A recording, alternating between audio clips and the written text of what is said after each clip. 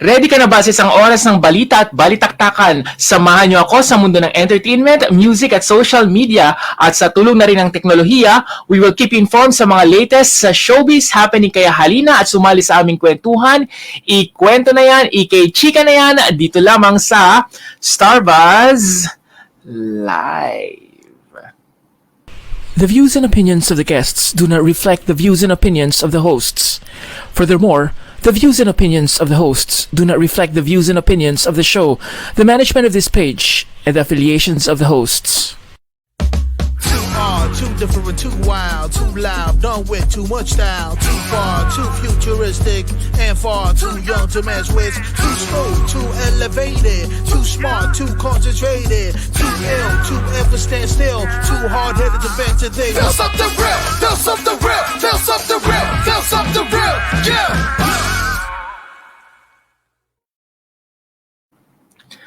Hello sa ating mga kababayan dito sa Singapore. Hello po sa kung saan mang bahagi kayo ng mundo at napaka-espesyal po ng ating mga bisita ngayong gabi. Pero bago po tayo magpatuloy, please do like and share ang ating mga socials, ang Facebook, Instagram, Twitter or X, YouTube and TikTok. Yan po lahat ay Rated G Official at para naman sa inyong mga katanungan, pwede po kayong mag-email sa amin sa ratedjofficial@gmail.com. Nako, alam nyo ba guys, etong week na to ay napakarami nating mga naganap, may mga nanalo at merong mga hindi masyadong pinalad sa mundo ng sports. Pero ngayong gabi, makakasama naman natin, noong weekend nga naging laman ng mga balita ang pagkakapanalo nga ni Carlos Yulo sa Olympics, pero hindi na malaya ng ating mga kababayan, lalo na dito sa Singapore, na may isang grupo ng mga awit na nagbigay ng karangalan sa ating lahat. Kaya sa gabing ito, makakasama natin ang ilang miyembro nila, pero bago yan, panoorin muna natin ito.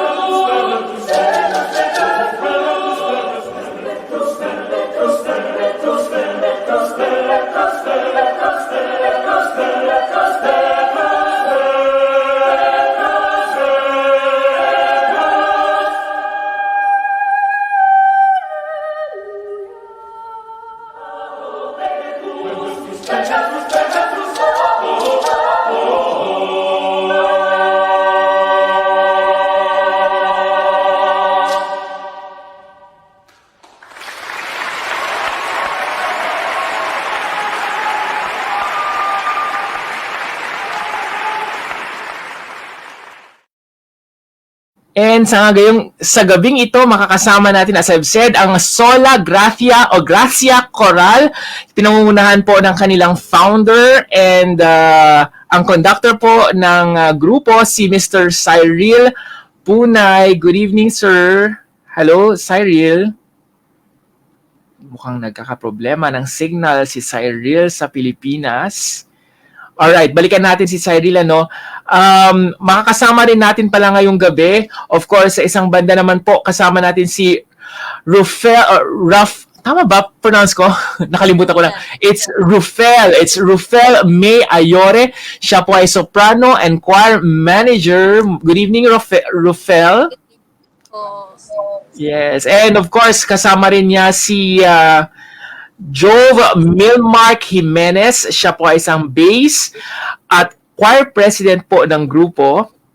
Good evening, Jove. Good evening. And syempre kasama rin naman natin sa kabila ay si John Almer Kaagbay, isa pong tenor. Parang ako, tenor din ako niyan. At ang assistant conductor po ng grupo. Good evening sa iyo, John. How do I call you, John or Almer? Either way po. It works. Okay lang. Either way. Sige, alright, sige. I'll just call you John. And kasama rin niya sa kanyang kinanoroonan si Neil Erickson Ejercitado. Siya naman po ay isang baritone at ang assistant conductor po ng grupo. Good evening sa iyo, Neil. Good evening po. Yes, and of course, good evening sa'yo. And we've saved the best for last. Si Mr. Cyril Punay, siya po ang conductor and founder ng nasabing grupo. Congratulations and thank you very much, Cyril, for joining us tonight. Oh, thank you for having us. Sorry nawala ata ako kanina. Oo nga, mukhang nawala ka nga. And again, congratulations guys sa inyong pagkakapanalo. Let me just show them here. Ang Grazia Coral ang nanalo po or ang Grand Prix champion ng 8th Singapore International Choral Festival na ginanap po dito sa Singapore last week or just a few days ago. Congratulations. And kayo po ay qualify for the 4th Asian Choral or Asia Choral Grand Prix 2025 for next year. Wow! Ang dami namang napanalunan ng grupong ito. Congratulations, guys! Thank you. Salamat po. And yun. And I know that you guys have been very busy for the past few days. Pero bago yan, alamin muna natin isa-isa. No? Sa aming research, okay, sa aking research, ang ibig sabihin pala ng salitang sola gratia or gracia ay grace alone. Paano nga ba ito nabuo ang pangalan nito? Sino ba ang nag-isip ng pangalang grace or ng sola gracia? At ano ang relevance ito sa pag-aawit? Siguro umpisan natin kay Mr. Conductor, si Cyril. Sige po. Actually, this was way back 2019. Marami akong pinagdadaanan sa buhay, just like everyone. And I was very thankful kung nasan ako that time, despite all the challenges. And so when I formed this choir, I was actually reading a devotional and I just read the word Sola Gracia. And that was also exactly the same time na nabuo tong choir na to. Sabi ko, that would be a very nice name for the choir. So that's where dun nanggaling yung pangalan ito. And I think So wait, you said that you were actually reading a book, tama ba? Or yeah, I was reading a devotional and A devotional. I saw those words Sola Gracia. Sabi ko, that would be a very nice name to for a choir. Pero you already have a choir before. Yeah, so I was teaching high school dito sa aming university, the Adventist University of the Philippines. So I was teaching the high school choir. And so during that time, there were so many appointments na ini-invite kami. And so I had to form another choir kasi meron po kasing limitations during that time. Parang for a specific choir to function sa university, limited lang siya.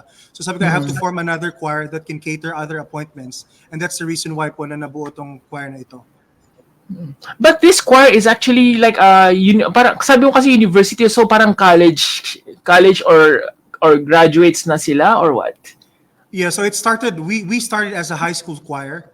And then when some of them graduated high school and nasa college now, we decided to continue the choir. So with most membership, nakasama nung high school and then some other additions nung nag-college na. So parang naging siya, from high school to college choir.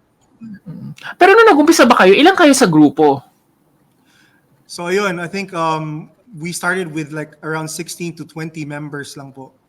Okay, but now I see na napakarami nyo nga na nag-perform ito sa Singapore. Ilan na ang members ninyo? So that was times 2. 40 po. 40 na kayo. Ibig sabihin yung nakita ko 40 na yon? Yes po, at meron pa pong ibang naiwan. So mas marami na po talaga. Oh, I see. Pero okay, kasi nung binabasa ko Adventist, akala ko parang group kayo or church group kayo. So it's a university. Yeah, it's a university, but most of our activities, in fact, the focus of our activities is focused sa church po, towards the church po talaga. Pero kailangan bang requirement ba na maging bahagi kayo ng church to become a member of this choir? So it's highly encouraged na enrolled students ng university, since most of our activities po is church visitations and stuff like that, mga functions ng school. But then we had members na hindi naman po member ng aming church. So yeah, it's open to everyone, but yeah, it's encouraged na member ng church or sa school, enrolled student ng school. Ayan. Speaking of, yung mga kababayan po natin na nanonood ngayon, mag-comment po kayo dyan. Sabihin nyo na po yung mga congratulatory notes nyo. And of course, please share and like this video para mas marami po ang makakapanood sa ating programa ngayong gabi. And of course, Filipino Pride po ang ating kasama ngayong gabi. Ang nanalo po sa 8th Singapore International Choral Festival. And of course, qualified din po sila for the 4th Asia Choral Grand Prix this 2025. Okay, pag-usapan naman natin, ano yung mga background nyo? Umpisa na siguro natin sa group ni ni Jove at saka ni Ruffel. Or again, how do I say that again? It's Ruffel or Ruffel? Okay, Ruffel. Okay, sige, tatanda ko na. Ruffel. Okay, Ruffel and Jovi, ano ang inyong mga background? Taga saan ba kayo at anong ginagawa niyo sa buhay maliban sa pagiging bahagi ng choir na to? Let's start first probably with Ruffel. Hello po. Ngayon po ay last year kaka-graduate ko ng Bachelor of Science in Science. Tapos work na po aming denomination sa Seventh-day Adventist sa may SSD po dito po sa may Silang, Cavite. Ako po ay doon sa under po ng auditing services. I see. Ginagawa Background ko mo. sa- So, yun yung permanent job mo. Pero ka talagang permanent job. Alright. Sige. Start. Correct. Paano naman si Jove? Jove, ano naman ang background mo? Po, magandang gabi po. Actually, I'm a fresh graduate in the university. I finished AB Theology. And currently... Magpapari pala to? Magpapari ka ba? Ay, hindi. Sorry. May pari ba ang tawag sa inyo? Pastor po ang tawag sa amin. Sorry. Pastor. Okay lang. Magpapastor ka. May plans. That is the short-term plan. Pero as of the moment po, I have long-term goals. Probably I will take postgraduate studies to further my academic studies. Wow. Okay, so pero you are sabi mo nga theology graduate and ngayon anong ginagawa mo sa buhay? Are you continuing your studies or what? Yes. I will be continuing my studies. I will be taking postgraduate studies po. Kung ano po 'yon, I'm not yet sure what to take, but I will be taking postgraduate studies po. Kaka-graduate ka lang po 2 months ago. I see. All right.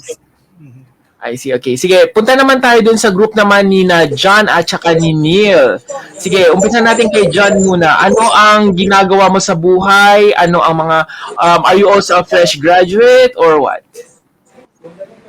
I actually graduated last year, and I also passed the Medical Technology Board exams last year. Wow, So, congratulations. I'm a registered medical technologist. Pero at the moment, I continued my studies. I'm actually now a freshman medicine student. Wow, magdodoktor pala to, si John. Ang galing naman dyan. Yun, hopefully, ito yung pangarap kong maging doktor. Pero actually, hindi ko na masyadong pinangarap ngayon. Parang, kontento na ako sa pagiging engineer. Okay na ako dyan. So, yun. Anyway, sige. Si Neil naman, ano naman ang ginagawa sa buhay? Currently po, working po ako from home as a credit Work analyst. from home. I also graduated last year. Graduate ang major of? ko po is mathematics. Wow, mathematics major pala to. Ang galing naman. Mahilig sa math. Si Neil. Ayan. Pero ngayon, so work from home ka. Sabi mo you're a credit? Yes po. Credit analyst po. Credit analyst. Sa isang most likely banko yan? Or credit? Or, Parang like background check po ng mga applicants po applying for loans po. I see. Alright. Sige, sige. Ayan. Pero lahat kayo ay taga Silang Cavite ba, guys? Correct. Yes po. I see. Okay. Okay, sige. Saan pala kayo sumali bago kayo napunta sa international competition? Wait, before I proceed with that question, lahat ba kayo ay choir members before or dito lang kayo na buo or what?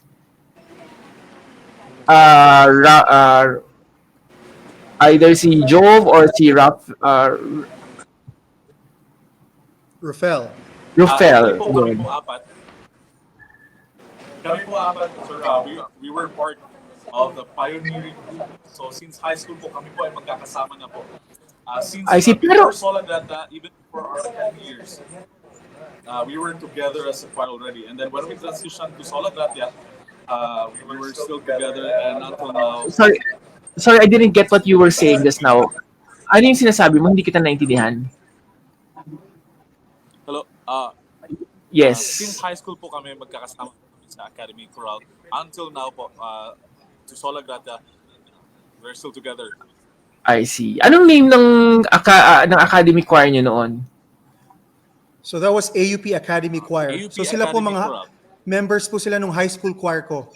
I see. I see. Opo. Sige, sige. Ang galing naman. Kaya so talagang kumakanta na talaga kayo ever since, ano? Pero, sige, before this competition, meron ba kayong mga sinalihan ng mga ibang competitions? So actually, sir, believe it or not, this is our first No way. No way. Oo. This is our first competition. Most of our travels talaga is choir, church concerts po talaga. So medyo we stepped big. We really hope that we could be successful in this plan. Yung ginawa naming plan, and really we're so grateful and we're so blessed na naging successful naman po. So yun po, this is our first choral competition. No way. Talagang first time yung sumali sa isang competition. Pero paano nga kayo nakilala? Paano ba kayo kayo ba ay na-handpick o nag-apply ba kayo? Paano kayo napili sa competition na to? Ikwento niyo naman yung journey. Yeah, so yung SICF po, the Singapore International Choral Festival, this is actually a competition or a choral festival that's open to all. Anyone can apply for this, can join this. This is part of three other organizations, which is yung Bali International Choral Festival, Malaysian ISTEDFOD, tsaka yung sa atin dito sa Philippines, yung Andrea Veneracion. So itong Singapore, ito yung isa sa apat na, opo. So we just applied. There's a fee, sumali kami, and then you'll get a reply if nakapasok kayo. But this is open to anyone po. Like, meron ba siyang mga audition, gano'n? Nagpakita ba kayo ng videos nyo? Paano kayo napili?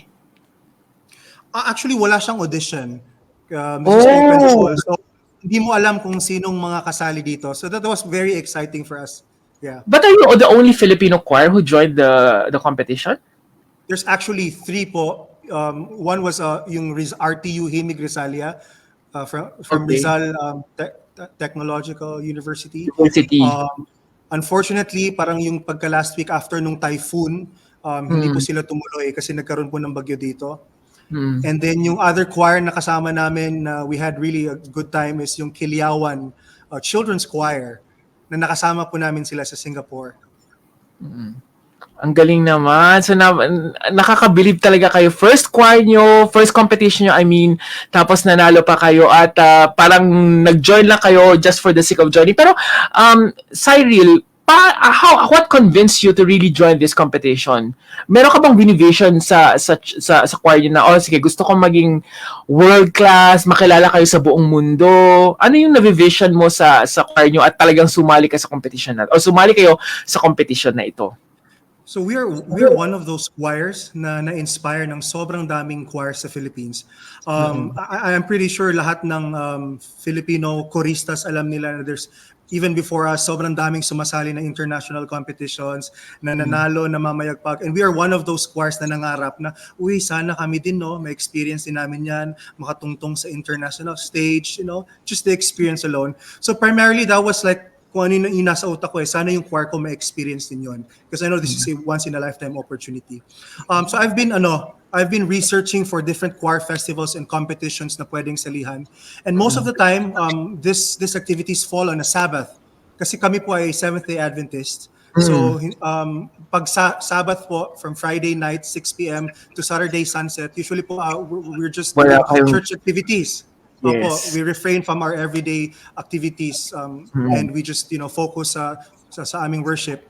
And so itong particular festival, which I really waited for years, na ano po siya, na timingan na it started on a Sunday and ended on a Wednesday. So sabi ko, I think this is really for us. So sabi ko, medyo big sa atin kasi Singapore international agad. Pero pinag-pray ko po talaga and sabi ko kung meron mang hadlang, it's not for us. kung it will go smoothly, then this is for us. Yun, to make the long story short po, nakasali naman po kami and we were really, really very excited. So you were here on Sunday, which was, what date was that? I think July, that was July 28. July July 28. 28. Hindi ko po pwedeng makalimutan because that was my birthday. Wow, happy birthday or belated happy birthday. Belated happy birthday pala sa'yo. Ayan. Pero, sige, isa-isayin ko muna kayo. Siguro sa grupo naman ni na John at saka ni Neil, ano ang naramdaman nyo noong sinabi, si Cyril bang nagsabi sa inyo or how was it announced to them, Cyril, na kayo ay napili? For this competition po?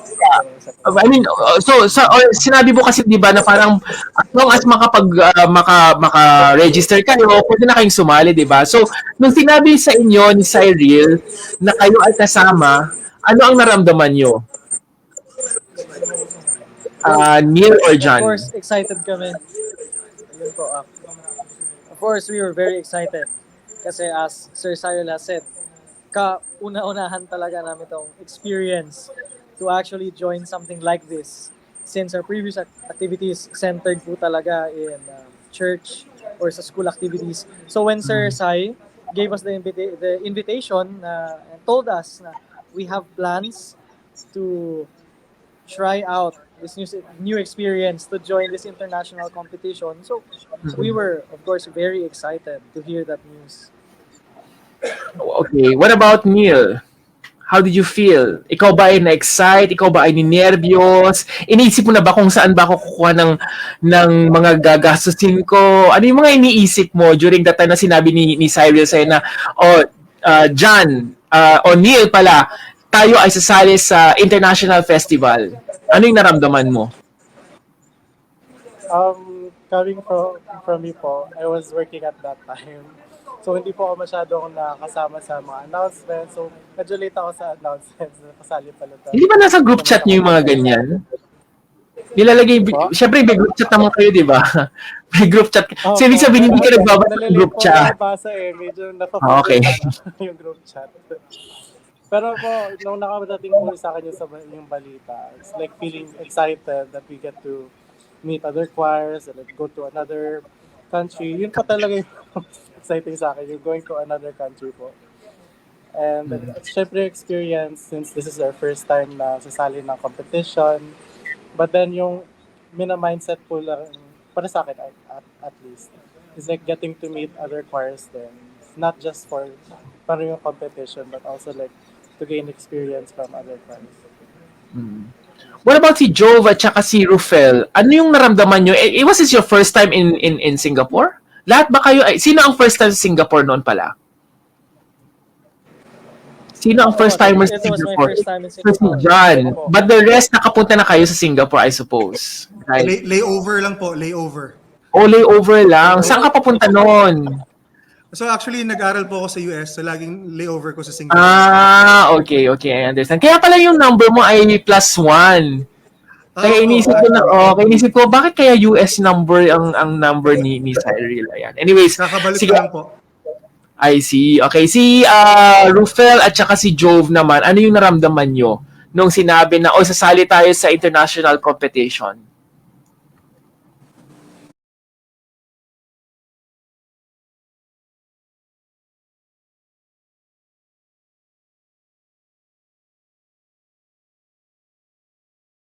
Time, excited po syempre. Leave! Opo, kailangan din po mag-leave. Yes. Nakapasok ko lang po na parang 1-year employment, tsaka lang po ako makaka-receive ng leave nun. So may leave without pay ka, parang leave without pay na lang. Opo, ganun po ang mangyayari sa May bawas ka agad sa sweldo, no? Opo. Pero okay lang po kasi masaya naman po yung experience namin sa Singapore. Yeah. Alright. What about Jove? Ano ang naramdaman mo nung sinabi sa inyo na, sasali tayo sa international competition? On top of all the emotions, I think I was so excited. Very excited po talaga ako. In a way na, sabi nga nila Almer and ni Erickson po kanina, to meet other choirs. and to hear the caliber of music they bring into their music making, it's something that we really look forward to. Kasi in our community, in the Adventist community, we do choral music making for our church music, to do our ministry, and to experience listening to music outside our comfort zone or outside our community is something that is very exciting. And I'm also very excited to our younger members of the choir as well. Kasi for us, pioneering members, we've been with the group for not a long time, and then we've traveled with the group. For some of our younger members, it will be their first time to go outside the country, and it will be a competition. So it's a very nice experience for them, and it's something very exciting for us to experience together. Yun. Speaking of exciting, ano naman ang mga paghahanda? Pag-usapan naman natin ngayon, ano yung mga paghahanda na ginawa nyo bago kayo pumunta sa Singapore? Kayo ba ay humingi ng funds sa inyong mga parents? Ano ba ang ginawa nyo para at least magkaroon kayo ng funds? Kasi syempre, di ba, pag pupunta kayo sa Singapore, syempre, gagastos pa rin naman kayo, di ba? So, ano yung mga paghahanda na ginawa nyo? Siguro umpisa natin kay Cyril. Ano ba ang ginawa mo para at least magkaroon? Ikaw ba ang nagbayad ng kanilang mga pamasahe? Kasi ang dami nyo, di ba? I wish sana akong bayaran. Pero kakagraduate ko lang po kasi ng master's sa US. So umuwi po ako nung June. So unemployed, I'm one of the unemployed. Pero I think, yeah, I'm so blessed kasi very supportive po yung parents ng mga members ko. Imagine mo, there's 40 of them. That's so much money na ang kinakailangan. But I'm just so happy na very supportive yung parents nila. So kailangan po talaga nila humingi sa parents. So the initial preparation po namin actually was from January. Sabi ko, if isahang bigayan to, mahihirapan talaga kayo. So ang gawin natin, every month, maghulugan kayo. So parang from January to June, sabi ko 5,000. Kasi we had to raise 30,000 pesos each po eh. So Kasama rin pamasahe doon. Yes, pamasahe, may registration pa, may accommodation pa. So, yeah, parang every month kailangan nila maghulog ng 5,000. Hindi naman po kami kilala na choir, kaya sobrang hirap po manghingi ng sponsors, di ba? So, basically, we're a self-supporting choir supported by our very supportive parents.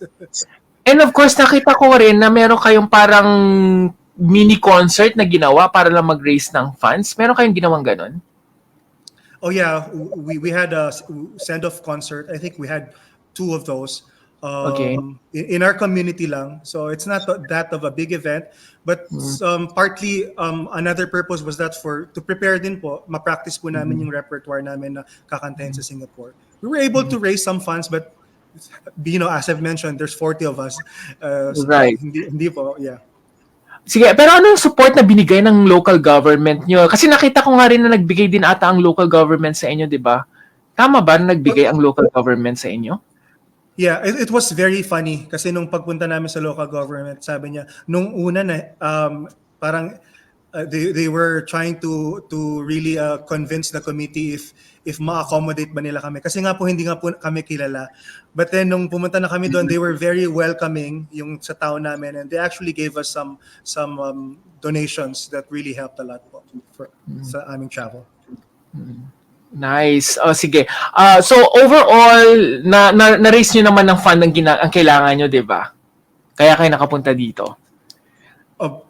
Most of it is from our parents' pockets po. Yeah, most of them are really from your pocket. Pero question lang nga, meron pang grand prize pala to? Like may money involved? I mean, money prize to? So actually, wala po siyang money prize. Most of the competitions or choral festivals, it's standard based po. So you try to beat the standard. So you should. I don't know I hope I'm not wrong, but they promote yung grade system. So usually pag nilalagyan nila ng prize, baka ma-misinterpret yung essence ng choral festival. So I think yung competition na to is focused on that essence of a event, choral festival.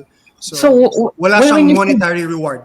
So when you say grade, parang binibigyan kayo ng distinction, parang ganon? Yes, correct. So anong distinction yun? So sa category rounds, yun yung sa mga first rounds, sasali kayo in a specific category.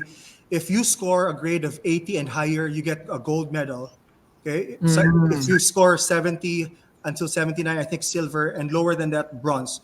If you become a category winner, makakapasok kayo sa Grand Prix. So parang yung sa Grand Prix round, yun yung may 7 cars na nakapasok, yun yung pipiliin ng judges ang isa na magiging winner talaga. Pero yung pinaka-essence niya on the preliminary rounds, you are performing to beat the standard. I hope that makes sense. Yeah. I see. Okay, sige. We will talk about that in details later on. Pero sa ngayon kasi pag-usapan muna natin ay yung mga paghahandaan nyo. Like for example, kayo ba ay may mga rituals na ginagawa sa pag-awit? Meron ba mga bawal na kainin o inumin bago kayo kumanta? Kasi di ba lagi kong naririnig yung mga ganun ng mga ritual ng mga tao, di ba? Na bawal kumain ng ganito, bawal mag-ice cream. Ano yung mga paghahanda na ginawa nyo? Sige, kina Jove at saka Rufel. Kami, sir, in my section as the section leader ng bases, aside from doing sectionals really seriously, we take rehearsals seriously as well. Bawal malate sa rehearsals talaga. That is a basic requirement on a choir that really wants to excel. We really have to do rehearsals really well. And for bases, medyo may hack yung mga bosses namin. Okay na kami magmalamig, okay na kami mag-ice cream or matamis. But for Rufel, as a soprano, it's a different story. Sige, Rufel, ano bang bawal sa inyo? Because we need to hit high notes, bawal po talaga kami anything cold, anything sweets. We need to sleep early para hindi po hoarse yung boses namin pagkagising. And at the same time, same din po sa bases section. For the sopranos, we also do and take sectionals very seriously. Sometimes in a week, may twice or once kami nagsisectionals before rehearsals para alam na po namin talaga yung mga pyesa. Just for the sake ng mga hindi nakakalama, ang sectionals is naka-group kasi kayo ng SATV, di ba? So yung buong soprano group ay magpa-practice kayo as a group. Tama ba? Ganun ang sectionals, di ba? Alright, sige. Alright, sige. Kay John naman at kay Neil, paano kayo naghanda for this competition?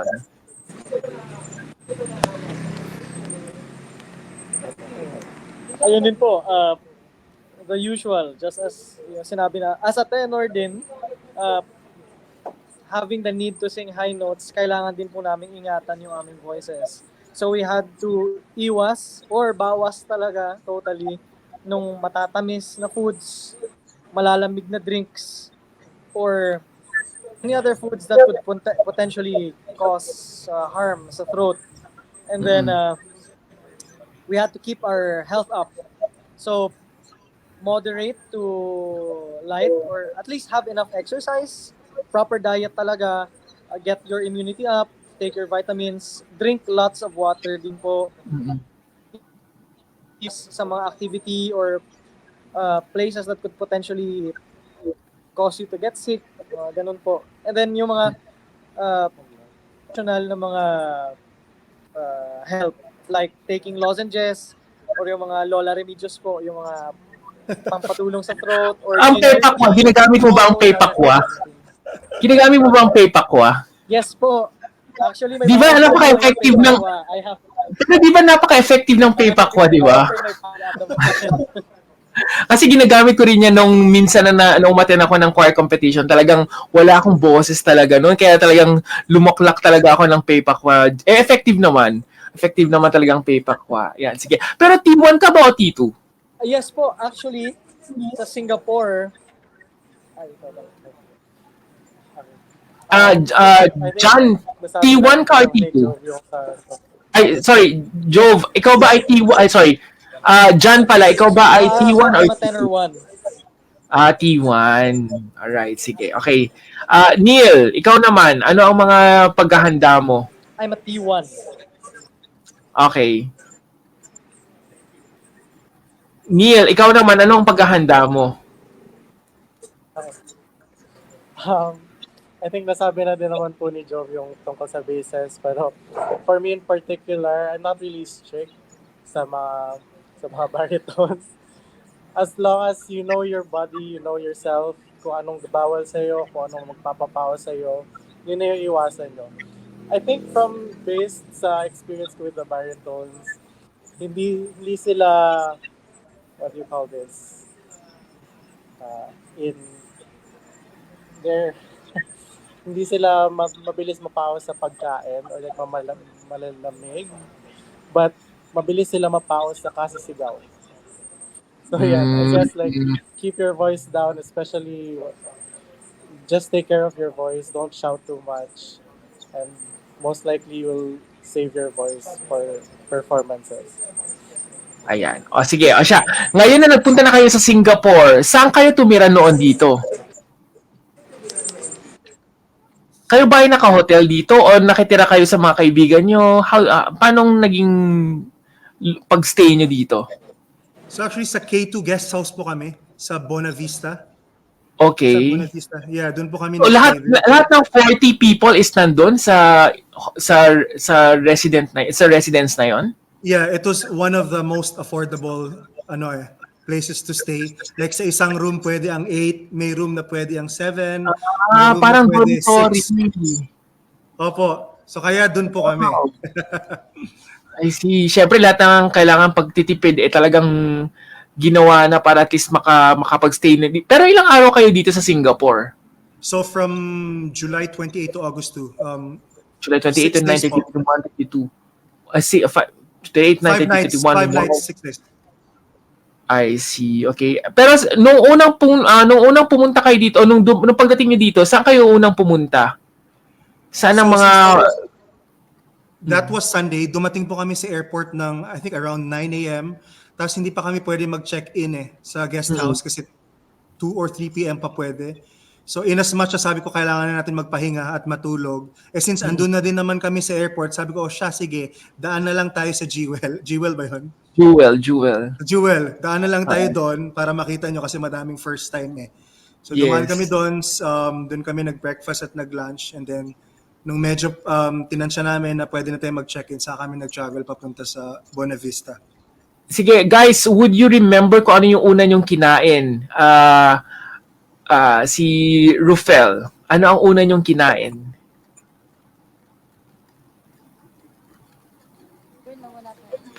Parang nawala si Rufel. Ayan, sige, sina John na lang at saka si Neil. Would you remember kung ano yung una nyong kinain dito nung pagdating niyo doon sa Jewel? Sorry. Ayan, sige, nawawala. Hello po. There's actually a Chinese restaurant Chinese restaurant.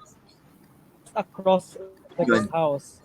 Shout out Oh. to 99 Bona Vista Kitchen. 99 Bona Vista Kitchen. Chinese Puntahan restaurant. So, yung una kong kinain ay yung kanilang beef fried rice. Wow, beef fried rice. Ayan. O siya. O sige, pag-usapan naman natin nung actual competition niya. Actual competition nyo.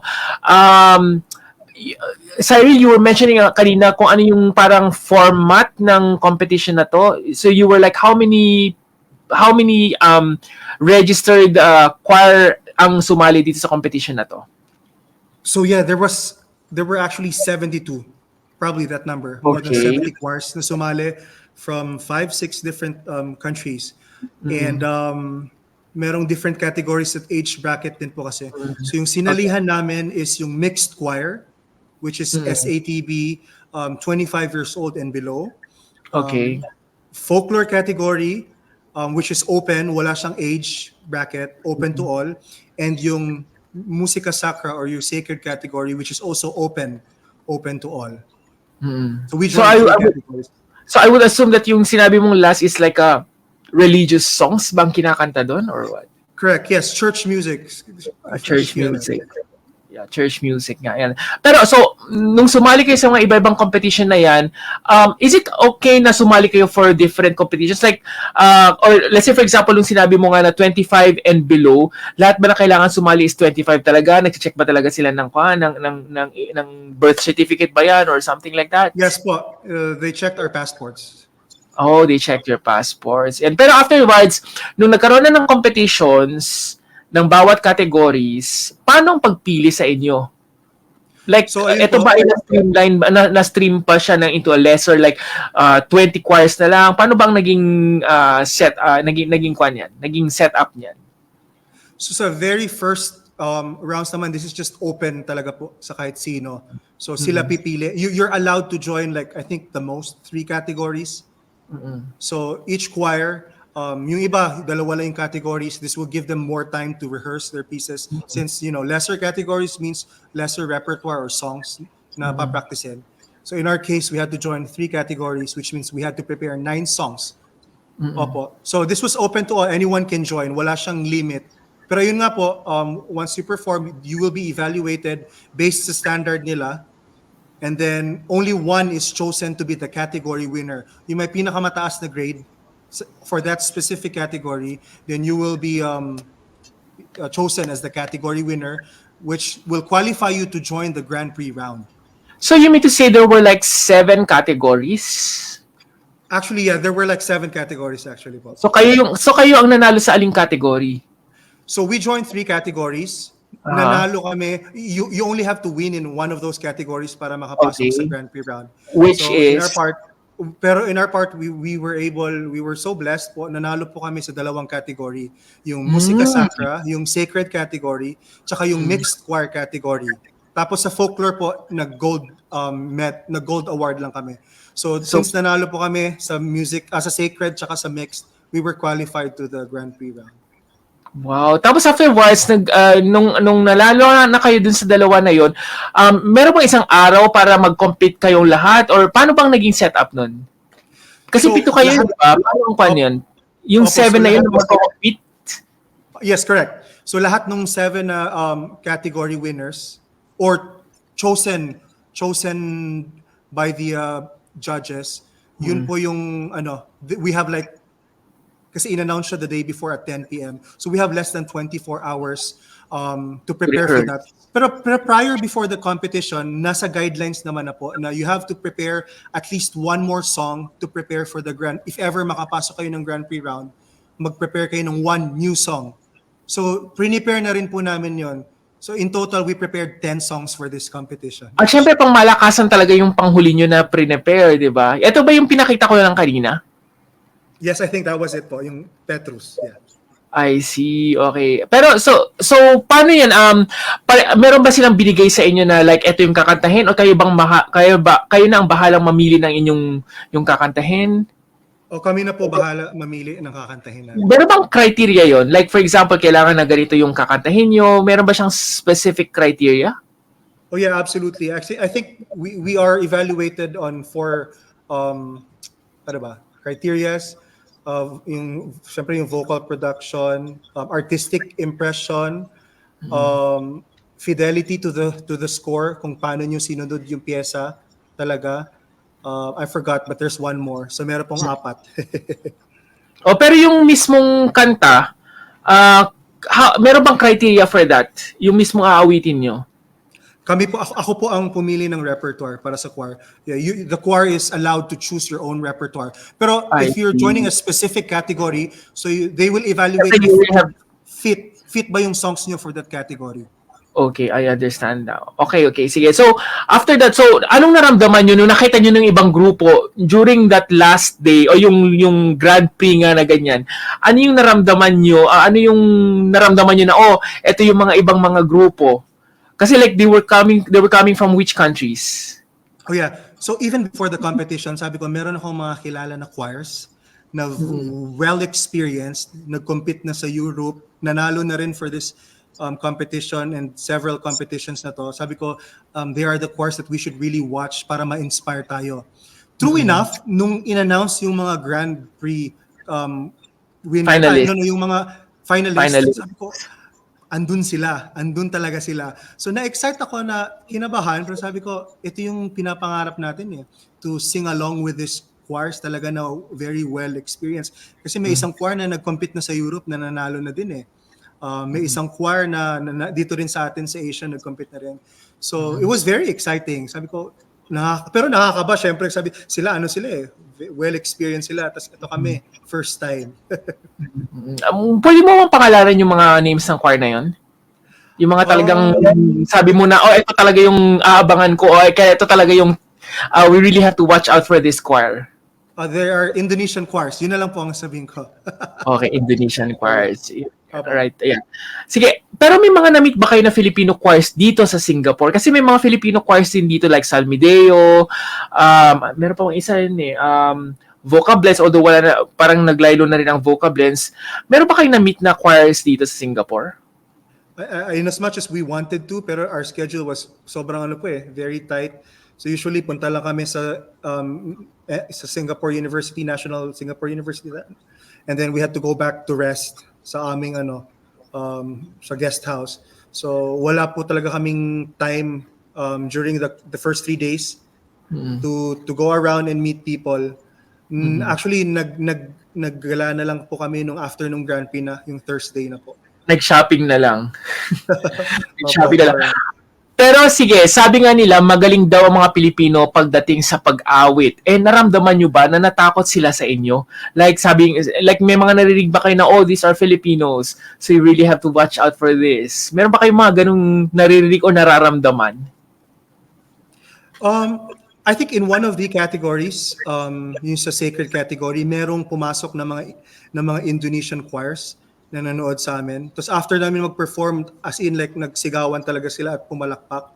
So I don't know kung how they got that, anong nila doon. Siguro meron din siguro kinabahan sila. Pero I think more than that, they were really happy na we performed really, really well.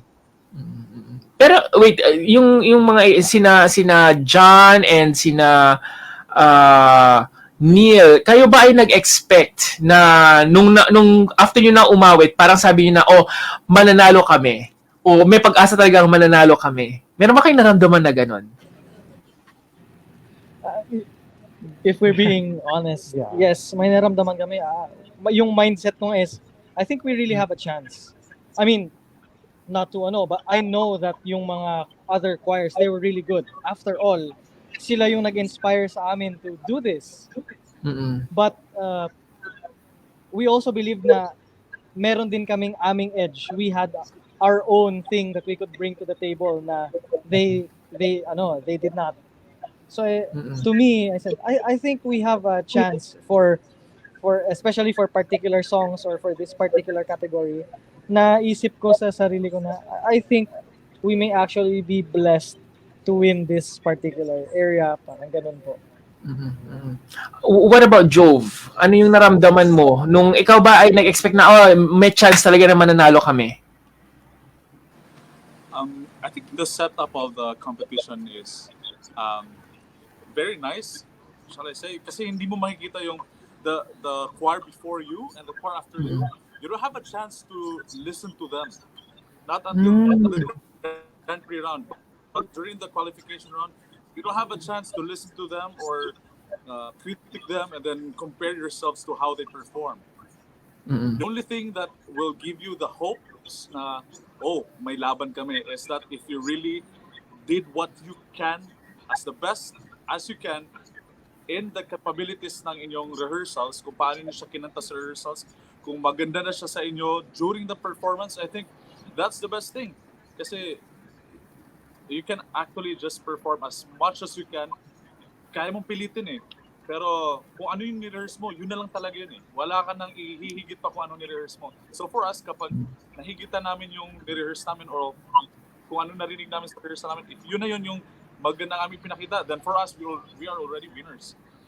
So Cyril, how would you assess the performance of your group from 1 to 10, for example? How would you give your performance, especially on that last day? Yung Grand Prix na po? Yes, Grand Prix. Yeah. I think what they were trying to say, kasi lagi ko sinasabi sa kanila, if you're happy with your performance, we really have a good chance. Kasi we know what we can do eh. Sobrang lang kami kasi after nung first category namin, sobrang naging confident kami. We didn't expect to perform that well. Tapos nung next category, parang nas nandagdagan yung confidence namin. So parang, shucks, ang galing, nag-magic yung performance natin. Tapos last category, parang, wow, mas gumanda palalo. So sobrang excited kami nung Grand Prix. Sabi ko, if kaya nyong i-maintain or kaya nyong galingan pa for that Grand Prix round, sabi ko, we really, really have a big chance. So ito yung gagawin natin, ha? Sa Petrus ganto, sa Pamugon ganto. True enough, I think, after they performed, if you saw the video, I was smiling. Hindi ko alam if nakita nyo. But I was smiling after the first song. I was smiling after the second song. Sabi ko, we really have a big chance. You guys did so well. From 1 to 10, I think they did 11.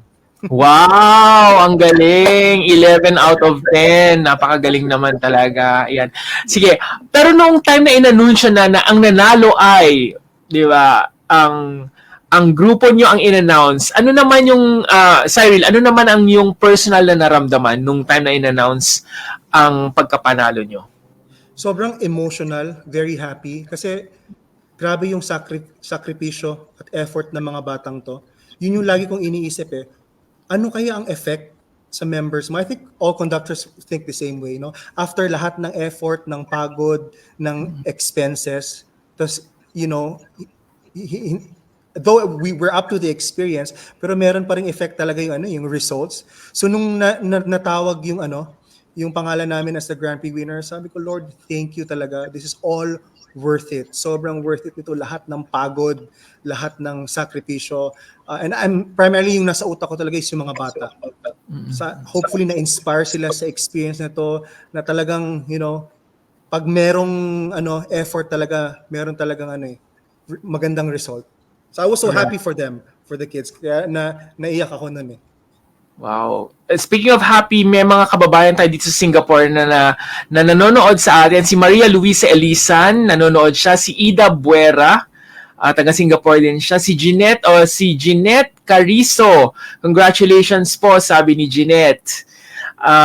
Si Ida Buera, yan din. Congratulations, Sola Gracia, sabi ni Angling Fusingan Matangas Humaus. Ayan. Si Ellen Els, congratulations again and again. Si ayan. Si Candy Apollo, congratulations. We are proud of you. Galing sa Dugong Filipino-Singapore Group. Ayan. Si Ellen Els, si Ernesto Takuhan Jr., congrats po. Si Merlin Laguna, congratulations. Ayan, sige, mamaya na natin basahin yung mga ibang kanino nyo inaalay ang inyong pagkapanalo? Umpisahan natin muna kay sa grupo ni Neil and John. Kanino ino-offer yan? Sa inyo bang mga girlfriend, sa inyo bang mga asawa, kanino ino-offer ang inyong pagkapanalo?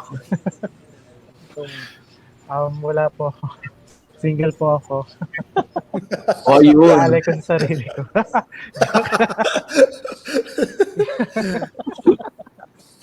After nito, may mga magme-message na sa'yo. Si Neil Ejercitado. Yan, hanapin niyo po dyan sa Facebook. PM na lang po. Yan, paki-PM na lang daw po si Neil Erickson Ejercitado. Right after nito po. Yan, sige. Naghahanap daw po siya. Yan. Ayan, merong pa niyan, merong trabaho po yan, math major po yan. Yan, sige. Sige, John, Eric, Neil pala, kanino mo inaalay aside sa sarili mo? I think the closest is my parents na lang, my family, kasi they're very supportive sa pagsali ko sa choir. They've always been, kunwari, if may kulang sa funds, edi syempre, dadagdag sila. Pero, utang lang yun. Babayaran mo pa rin pa. I think, first and foremost, sa family ko po inaalay yun. Alright, sige. Si John naman, kanino mo inaalay? Ikaw ba ay may girlfriend ngayon? Ikaw ba ay Meron in a relationship? Actually, my girlfriend is yung soloist nung aming second song sa Pamugon. Yes. Okay. Sige. So kanino, aside sa girlfriend mo, kanino po pa inaalay yung pagkapanalo nyo? Well, of course, sa family ko po. My family also has been very supportive of my choir life. Actually, it was my family that encouraged me and my siblings. I had 2 siblings with us sa Sola Gracia who were also in Singapore. It was our family who always encouraged us to continue serving in church. And if that had not been the case, then we would not be in Sola Gracia. We wouldn't have experienced this, no? This kakaibang life-changing experience. And most of all, I really dedicate and give it all back pa rin sa Panginoon. The reason why I'm doing this is syempre para sa kanyang glory talaga. Yun po. So to my family and most of all po to God na who I serve. Sige, si si Rufel naman, kanino mo inaalay? Sa boyfriend mo ba or may asawa ka na ba? Iya. Nagtatanong lang.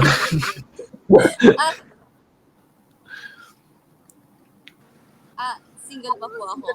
Oh, ayan. Yung mga kababayan po natin na nag-hi. Ayan, hanapin niyo po yung si Rufel May Ayore. Hanapin niyo po yung pangalan na yan sa Facebook po, ha? Ayan, sige. Ibinebenta ko na talaga si Rufel, di ba? Sige. Rufel, kanino mo naman inaalay ang pagkapanalo niyo?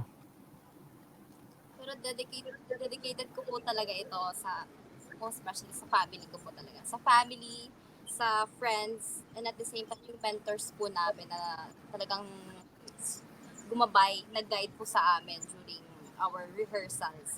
Yung collective support po nila yung naging driving force po namin para i-pursue po talaga yung journey na to. Kaya kahit minsan mahirap po sa madaming aspects, financially, with our time management, hard work, yung effort po namin na binibigay, nagagawa po namin siya sa collective support na nare-receive namin in totality. Alright. And of course, Jove, sasabihin mo sa pamilya ko, pamilya ba yan? Family and friends ba yan inaalay? Actually po, siguro first I would like to offer this achievement to my family. First, my family kasi they were very supportive in my part life. Same with Almer. I have another sibling, EJ, who is with us sa Sola Gracia. Actually, bagong member lang siya. However, our parents were supportive and is really happy every time we have opportunities to sing and perform. Next, I would like to also dedicate the achievement, of course, to our country, to the Philippines. Kasi nga sinasabi nga nila, mabuhay ang korong Pilipino. Kasi sabi nga, there was a saying na, grabe ang throat chakra ng mga Pilipino. It's like, in some way, I believe that as Filipinos, we really love music, and in an international stage, we want to lift that music really high. And foremost, I would like to dedicate this achievement to our loving God who kept on sustaining us. Kasi hindi po ito maaaring mangyari po kapag wala po ang gabay at pagsuporta po ng ating mahal na Panginoong Diyos. With human efforts alone, it's very difficult. Especially because our parents can just do as much, us members can do as much as we can, our conductor can just do as much as he can, but if it's not blessed by God, we can never do anything. So this achievement is for our family, for our country, and for our God. Wow, nasa naman yung girlfriend na yan? Hindi ko ba iaalay sa girlfriend mo yan? Nandiyan po sa harap yung girlfriend ko ngayon. Kasama na po siya sa family. Okay. Congratulations naman sa'yo, di ba? Ayan. And last, Cyril, kanino mo naman inaalay ang success na yung group? First and foremost, siguro po sa mga Filipino choristas. They're really, every time I do what I do, I'm just one of those conductors na na-inspire ng iba pang mga choirs. So I think our country is a singing country. We are so blessed. We are so passionate when it comes to choral music. And I really want to inspire those choirs tulad namin na hindi naman po kilala, nagsimula sa wala, kung saan-saan lang po nagre-rehearse, walang rehearsal room. Alam mo yung mga ganung bagay, and I'm pretty sure maraming choirs sa buong Pilipinas na parehas po sa amin, na nangarap, na inspire ng mga choirs na naging successful. And we're just so happy na our time came. Nabigyan kami ng pagkakataon na pumunta sa Singapore, sumali dito, and hopefully our story can inspire other choirs just like us po, na hindi kilala, nagsimula sa wala po talaga. So this is for everyone, for all the choirs sa Philippines na very passionate po sa pag-awit. patuloy lang po tayo sa ating efforts and we will be rewarded someday. Right. So you guys are attending this 4th Asia Choral Grand Prix. Saan ba 'to gaganapin? Sa Singapore din po. And there's Wow! another choir. There's another choir from Philippines din po, which is really one of the choirs that we look up to. I think they will be there also. The University of Mindanao. So, supportahan niyo po kami. Next year Kailan po. to? Kailan to? Para may lagay ko na sa calendar ko. I think that's July 25 to July 20. July 25 next year. Alright, sige. Okay, and please let me know para at least makapunta ako at i-message mo ako, Cyril, just in case lang ha. Yeah, Ayan. hoping to meet you. Really hoping to meet you guys. And last words na lang, and saan ba lang patutungo ang inyong group, Cyril? What's next for the group? I think the group was established to serve the church and the community, and it's never gonna change. Since dun po kami nag-start, our passion is towards that. Dun pa rin po, patuloy po kami every weekend. Usually, katulad lang po ibang choirs sa Philippines, every Sunday, nagmamas sila. Kami naman pinagkaiba lang namin every Saturday po. Kumakanta po kami sa aming simbahan. So it's the same every weekend sa ating simbahan, every weekdays, kung meron pong event sa ating local government, sa ating school, then we serve them. And there are so many barriers that only music can break. And that's what we really want to do. Through music po, gusto po naming ma-inspire and ma-reach out yung mga people na, through music po, mabigyan sila ng pag-asa sa mundo natin na marami na pong challenges. So, yun po. Nung parang pag-uwi nyo, siyempre grand ang inyong pag-uwi sa Silang Cavite. Ganun ba binigyan ba kayo ng parang grand welcome ng inyong local government? Actually, yeah, they're planning to do it po, I think late this week or early next week po. So I think they really want to prepare for that. And even since all of them are enrolled in the same university po, sa Adventist University of the Philippines, they're also preparing something for us. So we're excited for that. Wow, nice one. Last words na lang sa mga gustong maging member ng choral, especially yung mga Filipinos dito sa Singapore na nais ding maging member ng choral or choir group. Oh yeah, I think being in a choir, it's una-una you build a community na hindi mo mahanap sa iba. I think it's really life-changing. It can boost your self-confidence. It can there's so many benefits. Tulad po ng grupo namin, there's some other people who's already working. There's some na nag-aaral pa lang. Iba-iba po ang background na pinanggagalingan namin. But we come together, we meet, we sing together. And, it's always worth it when you know that you have some things in common. So I'm encouraging everyone, kung saan man kayo sa mundo, nagtatrabaho man kayo, or nag-aaral man kayo, to not take for granted, being a member of the choir. There's so many advantages and so many things that you will enjoy. Maybe only to find out later on na ito palang choir na to ang, family na magpupush sa'yo na, gawin ang mga bagay na gusto mo sa buhay. It's not just about singing. Choral family is not just about singing. It's more than that. So, continue singing with your respective choirs and hopefully someday we get to sing together.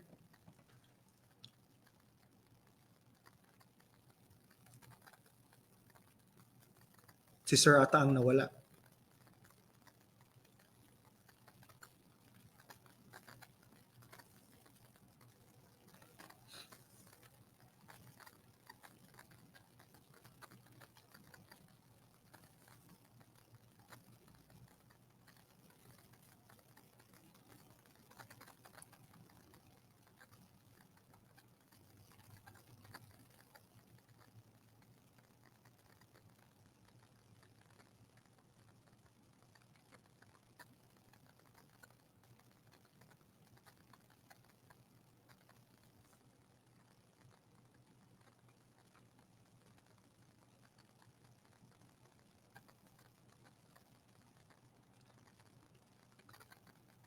Oh, siguro while waiting for Sir June, take over tayo. Hindi, joke lang. We just want to greet our friends and our family who's watching right now. Hello to all of you. Ayan na si Sir June.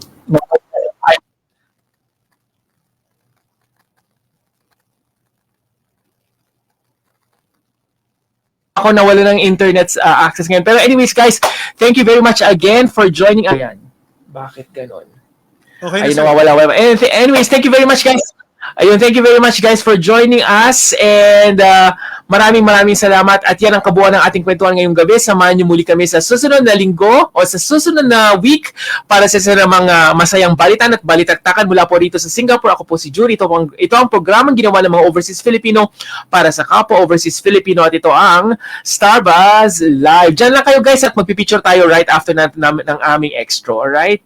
Thank you very much and good night, everyone. Thank you for watching our program. Please do like and share this video.